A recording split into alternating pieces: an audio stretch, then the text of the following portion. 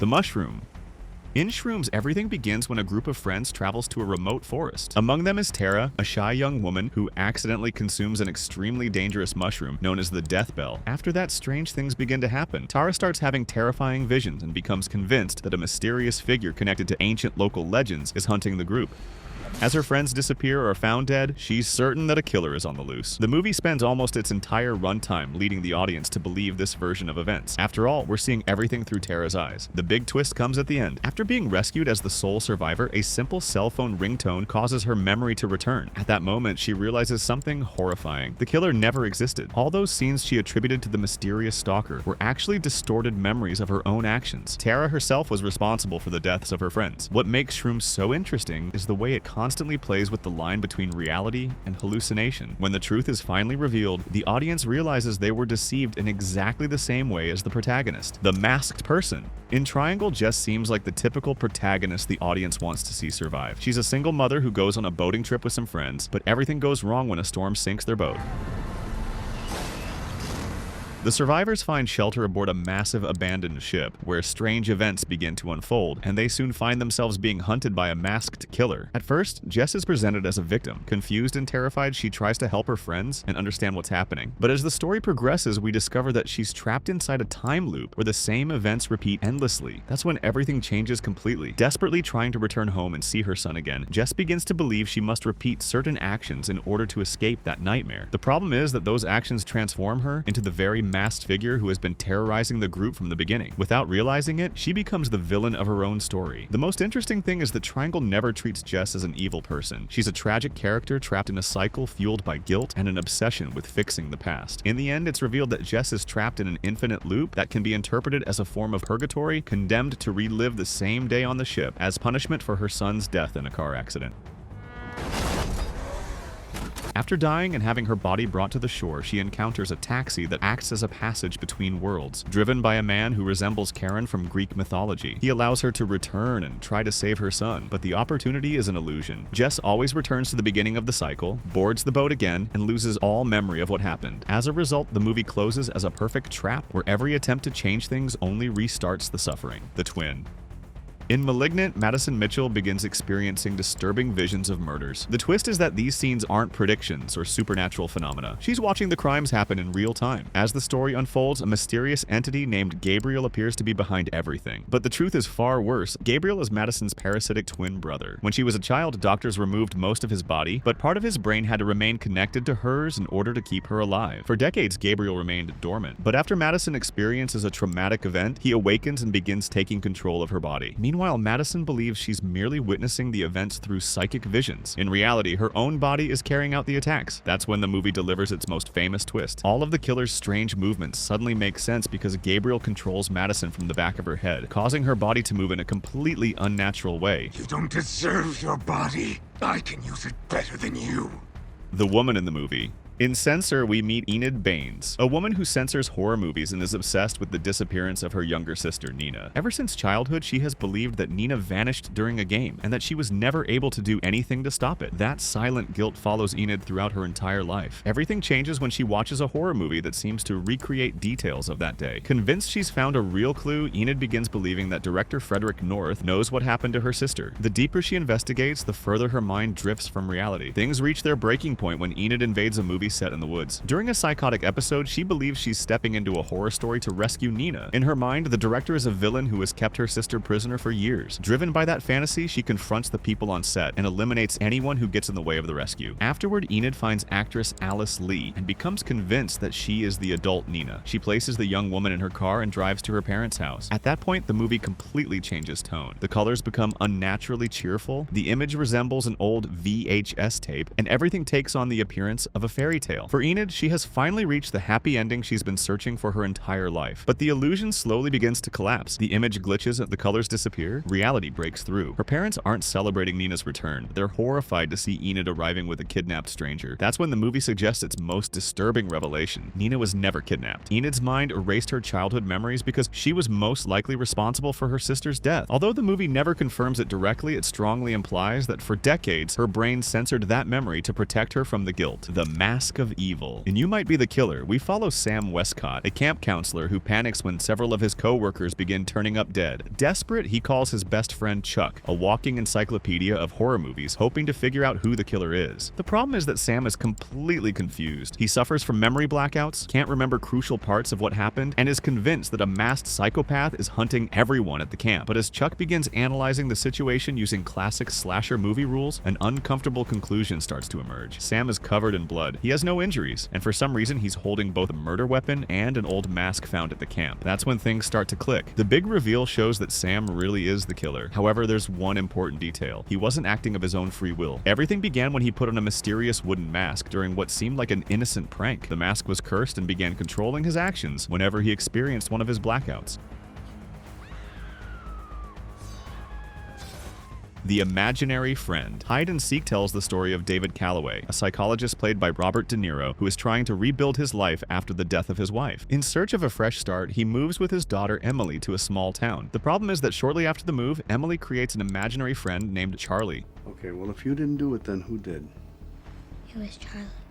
At first, David believes it's simply her way of coping with the recent trauma, but Charlie's games become increasingly strange. Objects are found destroyed, unexplainable events begin occurring around the house, and several people close to the family meet tragic fates. For most of the movie, we're led to believe that Charlie is some kind of mysterious entity, but the truth is much darker. The big twist reveals that Charlie doesn't exist. In reality, he's a second personality created by David's mind. After discovering his wife's affair, he suffered such a severe psychological breakdown that he developed a violent alternate identity. That personality was responsible for his wife's death and continued acting without David being aware of what was happening. The most terrifying moment comes when he finally learns the truth about himself. Instead of regaining control, Charlie's personality takes over completely, turning his relationship with his daughter into a dangerous game of cat and mouse. The movie actually filmed several different endings. Depending on which version you watch, Emily's fate changes considerably after David's death. There's a tragic ending where she inherits the same personality disorder as her father, and there's a more optimistic ending showing her healthy and recovered. The Secret of the Tapes. In Book of Shadows, Blair Witch 2. The story takes place shortly after the explosion and popularity of the first movie. As the Blair Witch legend becomes a cultural phenomenon, many people begin visiting locations connected to the case. One of them is Jeff, a tour guide obsessed with the story, who organizes a trip for several fans to spend the night near the ruins of Rustin Parr's house. At first, it seems like nothing more than a creepy adventure among curious tourists. But after a strange night in the woods, the group wakes up with no memory of what happened. As the days pass, bizarre things begin occurring. Marks appear on their bodies, their behavior grows increasingly aggressive, and people connected to the group start dying. The movie leads the characters to believe they're being hunted by supernatural forces. Several times they're convinced that an evil presence is manipulating everything around them. And in their minds, Tristan, one of the members of the group, appears to be possessed by the Blair Witch and responsible for everything. But the major twist arrives when the police recover recordings made during their memory blackouts. The tapes reveal a reality completely different from the one the characters remember. In truth, the members of the group themselves committed the murders. Kim, Jeff, and Steven believed they were reacting to supernatural threats, but the recordings reveal that they were actually responsible for the killings, while trapped in an altered state of consciousness. The Writer.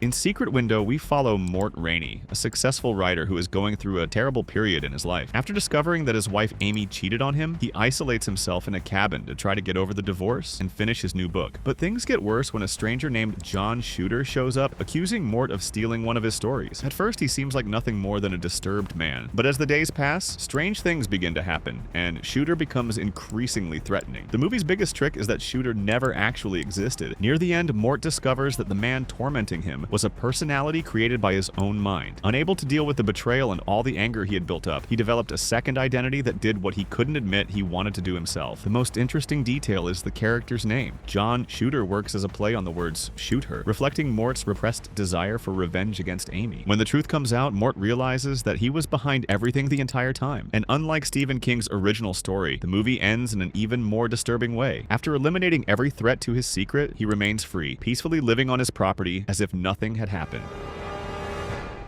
The Miner.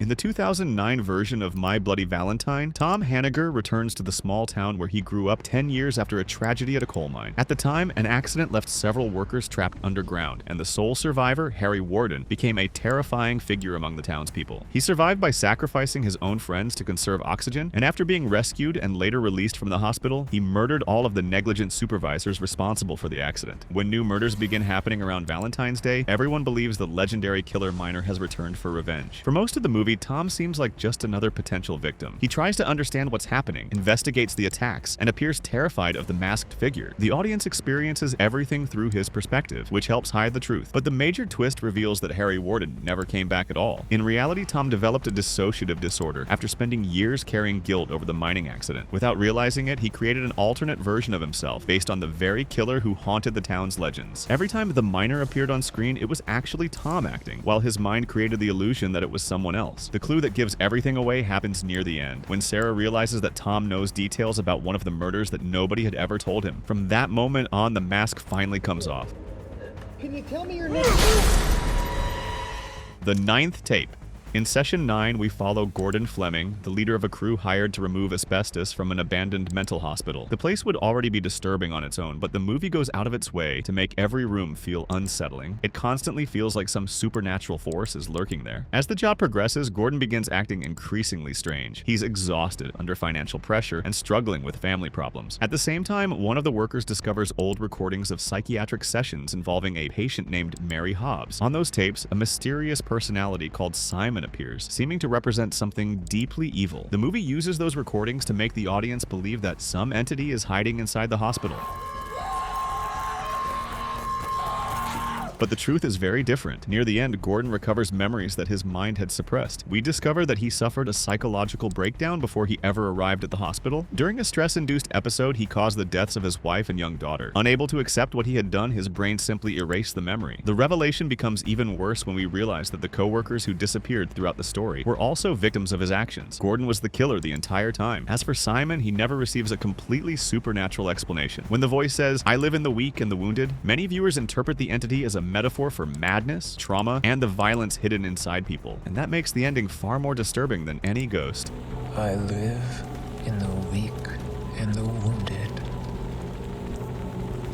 Doc. The detective.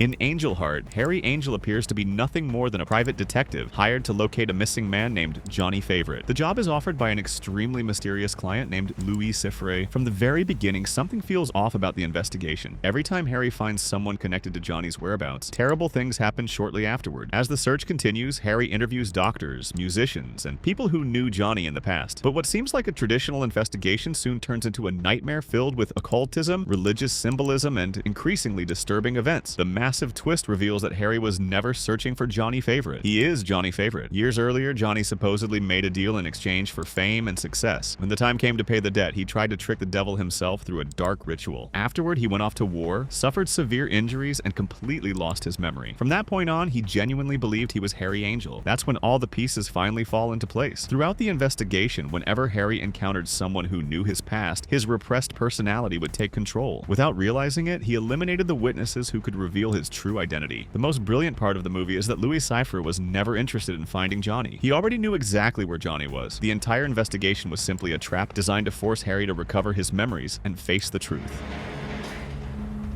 Crazy Woman. In High Tension, Marie travels to spend a few days at the family farm of her best friend, Alexia. But the peaceful trip comes to an end when a mysterious man invades the property during the night and begins killing everyone there.